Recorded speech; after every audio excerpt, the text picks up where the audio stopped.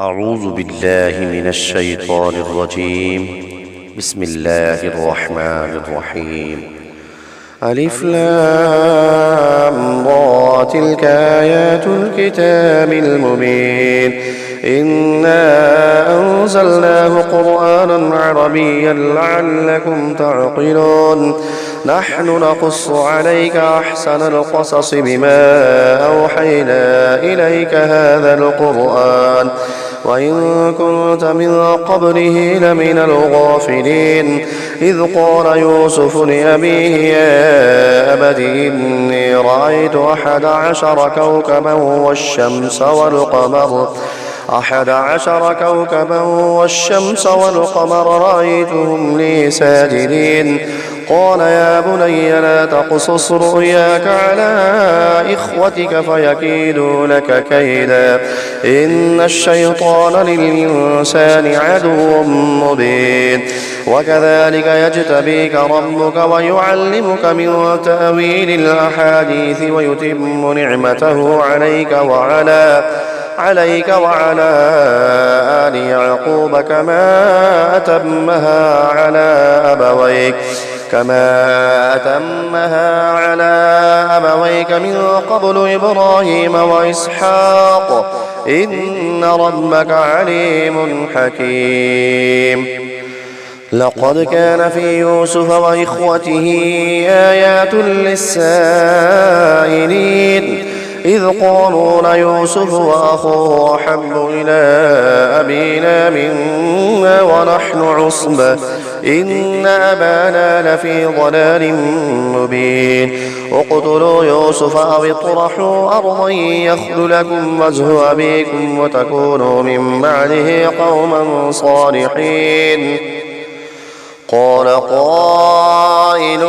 منهم لا تقتلوا يوسف وألقوه في غيابة الجب يلتقطه بعض السيارة إن كنتم فاعلين قالوا يا أبانا ما لك لا تأمنا على يوسف وإنا له لناصحون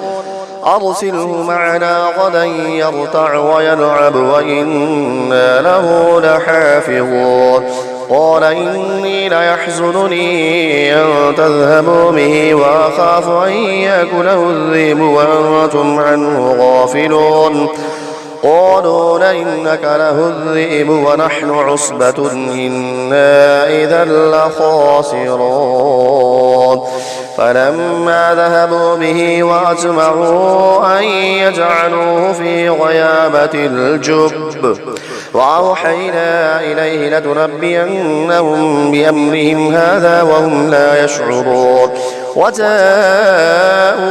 أباهم عشاء يبكون قالوا يا أبانا إنا ذهبنا نستبق وتركنا يوسف عند متاعنا فأكله الذئب وما أنت بمؤمن لنا ولو كنا صادقين وجاءوا على قميصه بدم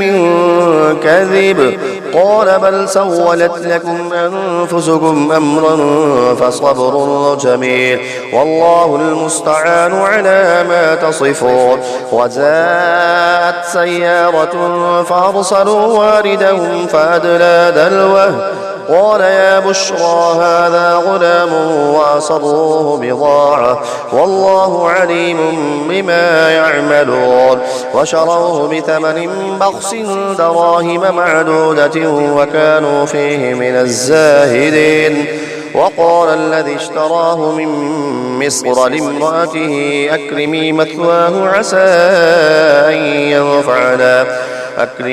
مثواه عسى أن ينفعنا أو نتخذه ولدا وكذلك مكنا ليوسف في الأرض ولنعلمه من تأويل الأحاديث والله غالب على أمره ولكن أكثر الناس لا يعلمون ولما بلغ أشده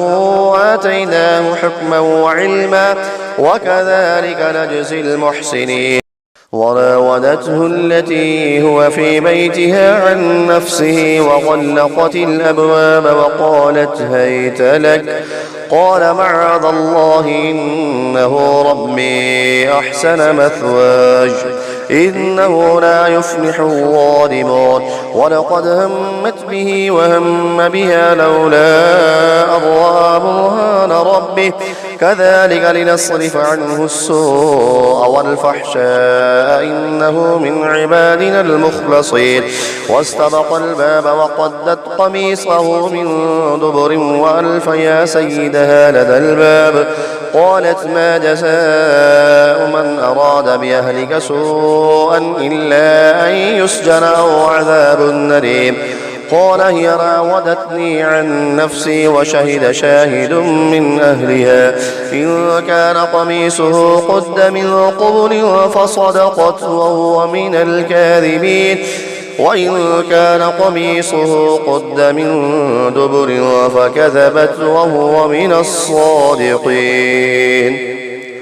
فلما رأى قميصه قد من دبر قال إنه من كيدكن إن كيدكن عظيم. يوسف أعرض عن هذا واستغفري لذنبك إنك كنت من الخاطئين. وقال نسوة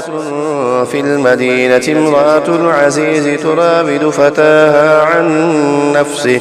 قد شغفها حبا إنا لنراها في ضلال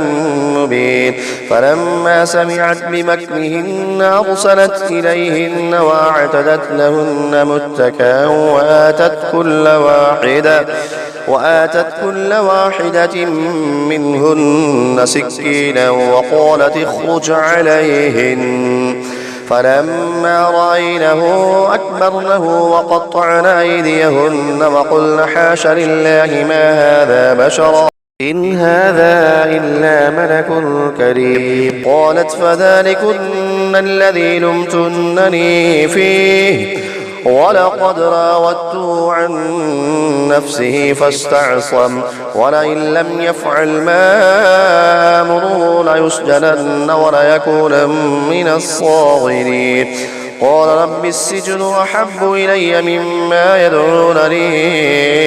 إليه وإلا تصرف عني كيدهن أصب إليهن وأكن من الجاهلين. فاستجاب له ربه فصرف عنه كيدهن إنه هو السميع العليم. ثم بدا لهم من بعد ما رأوا الآيات ليسجننه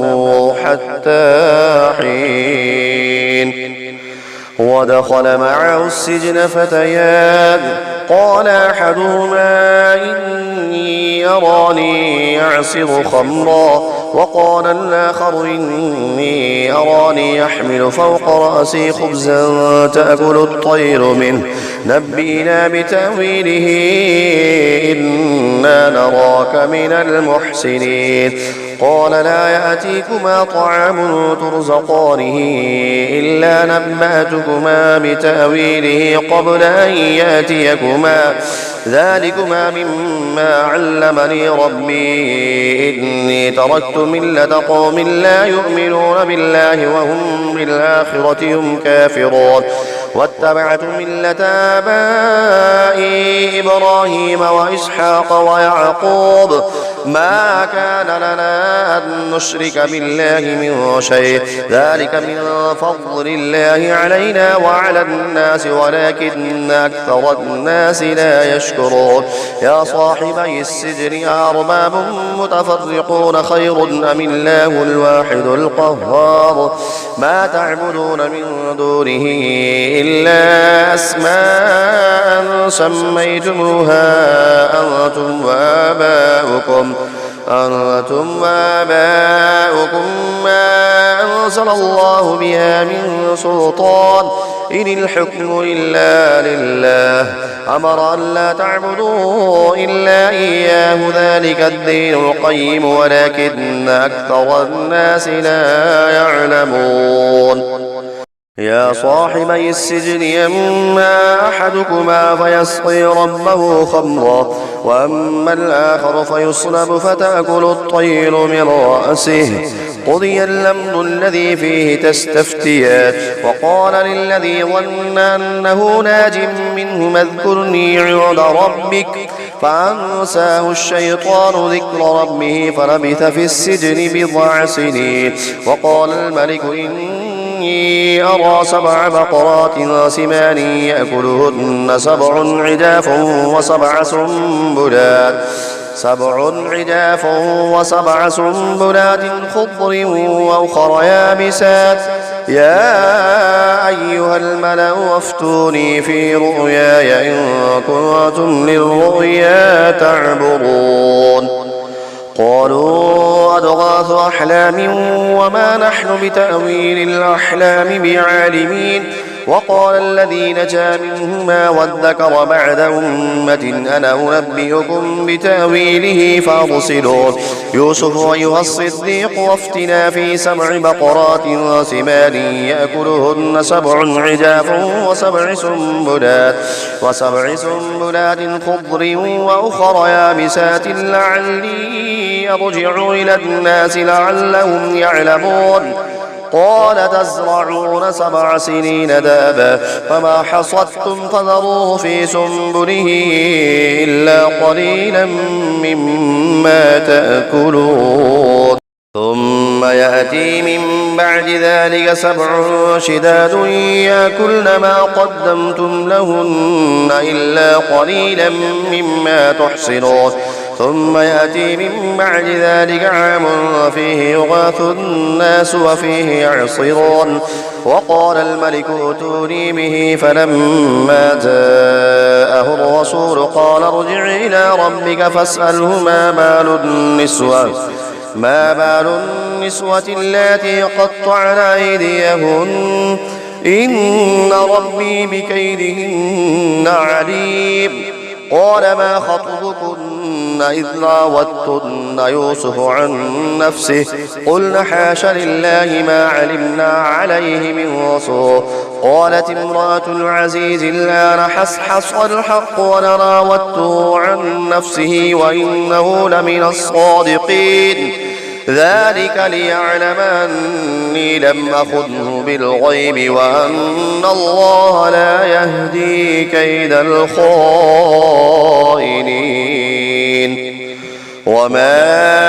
أبرئ نفسي إن النفس لأمارة بالسوء إلا ما رحم ربي إن ربي غفور رحيم. وقال الملك ائتوني به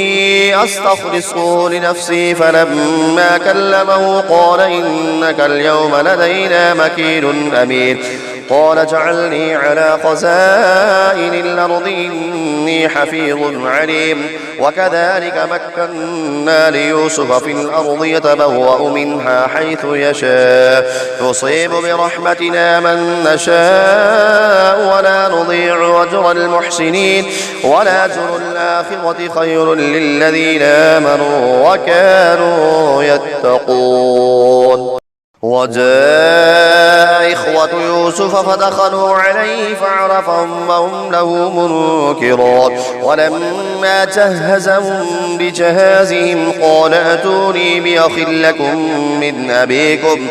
ألا ترون أني أوفي الكيل وأنا خير المنزلين. فإن لم تأتوني به فلا كيل لكم عندي ولا تقربون. قالوا سنراود عنه أباه وإنا لفاعلون. وقال لفتيانه اجعلوا بضاعتهم في رحالهم لعلهم يعرفونها إذا انقلبوا إلى أهلهم لعلهم يرجعون. فلما رجعوا إلى أبيهم قالوا يا أبانا منع منا الكيل فأرسل معنا أخانا نكتل وإنا له لحافظون. قال هل آمنكم عليه إلا كما أمنتكم على أخيه من قبل فالله خير حافظا وهو أرحم الراحمين. ولما فتحوا متاعهم وجدوا بضاعتهم ردت إليهم قالوا يا أبانا ما نبغي هذه بضاعتنا ردت إلينا ونميل أهلنا ونحفظ أخانا ونزداد كيل بعير ذلك كيل يسير قال لن أرسله معكم حتى تؤتون موثقا من الله لتأتونني به إلا أن يحاط بكم فلما آتوه موثقهم قال الله على ما نقول وكيل وقال يا بني لا تدخلوا من باب واحد وادخلوا من أبواب متفرقة وما أغني عنكم من الله من شيء إن الحكم إلا لله عليه توكلت وعليه فليتوكل المتوكلون ولما دخلوا من حيث أمرهم أبوهم ما كان يغني عنهم من الله من شيء إلا حاجة في نفس يعقوب قضاها وإنه لذو علم لما علمناه ولكن أكثر الناس لا يعلمون ولما دخلوا على يوسف آوى إليه أخاه قال إني أنا أخوك فلا تبتئس بما كانوا يعملون فلما جهزهم بجهازهم جعل السقاية في رحل أخيه ثم أذن مؤذن أيتها العير إنكم لسارقون قالوا وأقبلوا عليهم ماذا تفقدون قالوا نفقد صواع الملك ولمن جاء به حمل بعير وأنا به زعيم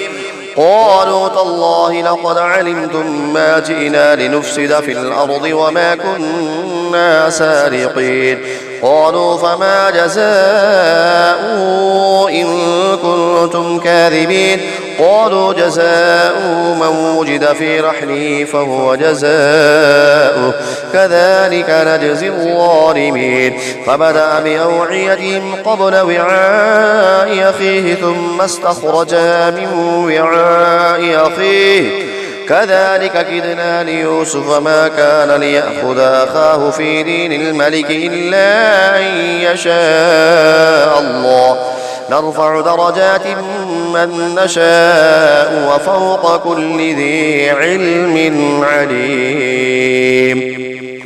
قالوا إن يسرق فقد سرق أخ له من قبل فأسرها يوسف في نفسه ولم يبدها لهم قال أنتم شر مكانا والله أعلم بما تصفون قالوا يا أيها العزيز إن له أبا شيخا كبيرا فخذ أحدنا مكانه إنا نراك من المحسنين قال معاذ الله أن نأخذ إلا من وجدنا متاعنا عنده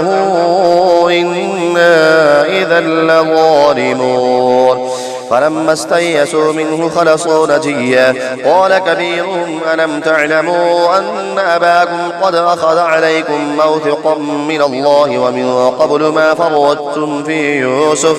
فلن نبرح الأرض حتى يأذن لي أبي أو يحكم الله لي وهو خير الحاكمين ارجعوا إلى أبيكم فقولوا يا أبانا إن ابنك سرق وما شهدنا إلا بما علمنا وما كنا للغيب حافظين واسأل القرية التي كنا فيها والعير التي أقبلنا فيها وإنا لصادقون قال بل سولت لكم أنفسكم أمرا فصبر جميل عسى الله أن يأتيني بهم جميعا إنه هو العليم الحكيم وتولى عنهم وقال يا أسفا على يوسف وابيضت عيناه من الحزن فهو كظيم قالوا تالله تفتأ تذكر يوسف حتى تكون حرضا أو تكون من الهالكين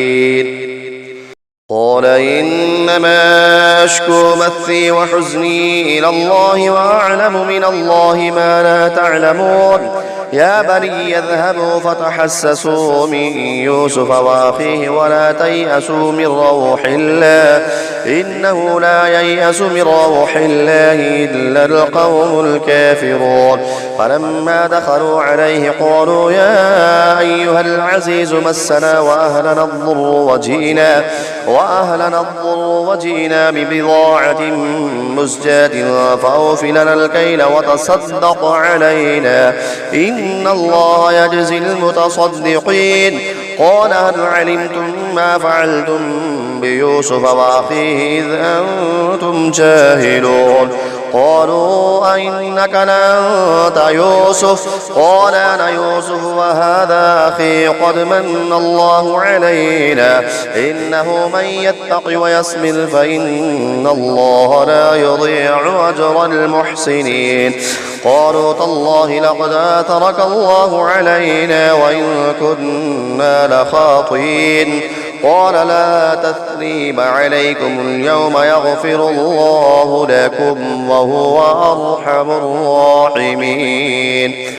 اذهبوا بقميصي هذا فألقوه على وجه أبي يأت بصيرا وأتوني بأهلكم أجمعين ولما فصلت العير قال أبوهم إني لأجد ريح يوسف لولا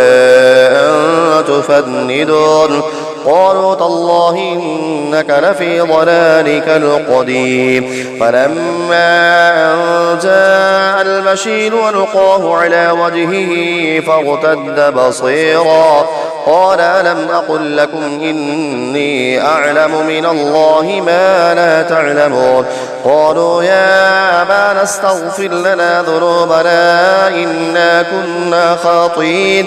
قال سوف أستغفر لكم ربي إنه هو الغفور الرحيم فلما دخلوا على يوسف آوى إليه أبويه وقال ادخلوا مصر إن شاء الله آمنين ورفع أبويه على العرش وخروا له سجدا وقال يا أبت هذا تأويل رؤياي من قبل قد جعلها ربي حقا وقد أحسن بي إذ أخرجني من السجن وجاء بكم من البدو من بعد أن نزغ الشيطان بيني وبين إخوتي إن ربي لطيف لما يشاء إنه هو العليم الحكيم رب قد آتيتني من الملك وعلمتني من تأويل الأحاديث فاطر السماوات والأرض أنت وليي في الدنيا والآخرة توفني مسلما وألحقني بالصالحين ذلك من أنباء الغيب نوحيه إليك وما كنت لديهم إذ أجمعوا أمرهم وهم يمكرون وما أكثر الناس ولو حرصت بمؤمنين وما تسألهم عليه من أجر إن هو إلا ذكر للعالمين وكأي من آية في السماوات والأرض يمرون عليها وهم عنها معرضون وما يؤمن أكثرهم بالله إلا وهم مشركون أفأمنوا أن تأتيهم غاشية من عذاب الله أو تأتيهم الساعة بغتة وهم لا يشعرون قل هذه سبيلي أدعو إلى الله على بصيرة أنا ومن اتبعني وسبحان الله وما أنا من المشركين وما أرسلنا من قبلك إلا رجالا نوحي إليهم من أهل القرى أفلم يسيروا في الأرض فينظروا كيف كان عاقبة الذين من قبلهم ولدار الآخرة خير للذين اتقوا أفلا تعقلون حتى إذا استيأس الرسل وظنوا أنهم قد كذبوا جاءهم نصرنا فنجي من نشاء ولا يرد بأسنا عن القوم المجرمين. لقد كان في قصصهم عبرة لأولي الألباب ما كان حديثا يفترى ولكن تصديق الذي بين يديه وتفصيل كل شيء وهدى ورحمة لقوم يؤمنون.